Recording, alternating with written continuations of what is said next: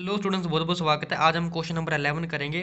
A car has two wipers which do not overlap. तो car के बेटा दो वाइपर्स हैं, ठीक है, जो गाड़ी के फ्रंट शीशे के ऊपर लगा हुआ होता है और वो एक दूसरे को अभी भी ओवरलैप नहीं कर रहे।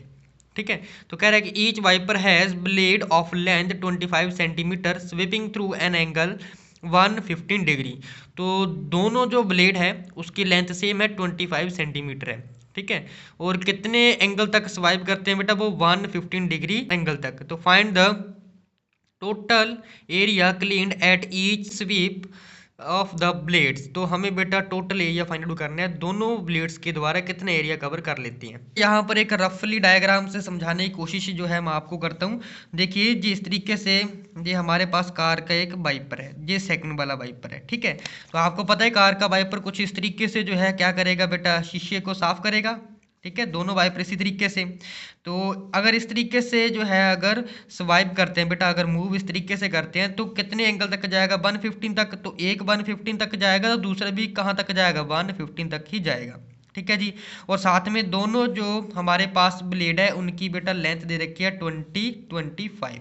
ठीक है, 25 और 25। ठीक है जी, हमें सिंपली क्या करना है कि दोनों की लेंथ सेम है, एंगल सेम है, तो एक देखो बेटा एक एरिया निकालेंगे, उसे 2 के साथ मल्टीप्लाई कर देंगे तो टोटल एरिया निकल के आ जाएगा दोनों के द्वारा कितना स्वाइप हो रहा है। ठीक है जी, ओके। तो सबसे पहले रेडियस दे रखा है हमें 25 सेंटीमीटर और एंगल कितना बन रहा है 115 डिग्री का। तो अगर आप ध्यान से देखोगे तो ये एक तरीके का बेटा क्या बनता है, सेक्टर। हम यहाँ पर बेटा फॉर्मूला लगाएंगे एरिया ऑफ सेक्टर निकालने का। तो यहाँ पर आ जाएगा area of sector is equal to area of sector equal to कितना आ जाएगा, theta by 360 degree multiply by pi r square. ठीक है जी, इसमें जो है वैल्यू पुटिंग करेंगे हम। ठीक है, तो वैल्यू पुट करने के बाद हमारे पास क्या बनेगा, थीटा की वैल्यू 115 है और नीचे हमारे पास 360 आ जाएगा, मल्टीप्लाई पाई की वैल्यू 22/7 आ जाएगा, मल्टीप्लाई बाय रेडियस जो है बेटा हमारे पास 25 है। रेडियस का स्क्वायर होता है इसलिए 25 मल्टीप्लाई बाय 25 आ जाएगा। ठीक है जी, तो ये हमारे पास 5 के टेबल से कट जाएगा। ठीक है, तो ये कट के वैल्यू आ जाएगी बेटा हमारे पास 23 और जे 5 से कट जाएगा, ये आ जाएगा 72। ठीक है जी, तो जो चीज़ें बचती है हम यहाँ पर लिख देंगे कि 23 multiply by 22 multiply by 25 multiply by 25 again divide है बेटा 72 मल्टीप्लाई बाय 7 से। ठीक है, तो ये एक का एरिया है, तो 2 का निकालने के लिए क्या करेंगे, हम यहाँ पर लिख देंगे एरिया ऑफ 2 ब्लेड्स।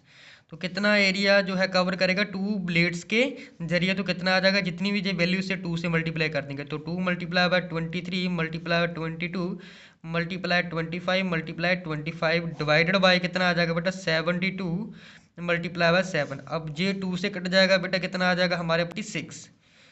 तो जे हमारे पास कट जाएगा 2 के टेबल से 18 और जे भी 2 के टेबल से कट जाएगा, जे आ जाएगा बेटा हमारे पास 11। ठीक है, अब बाकी जो बचता है वो लिख लेंगे 23 multiply by 11 multiply 25 multiply 25 whole over 18 multiply by 7। ठीक है, तो मल्टीप्लाई करके जो ऊपर वैल्यू आती है बेटा 158125, नीचे 18 7 का जो आ जाएगा 126।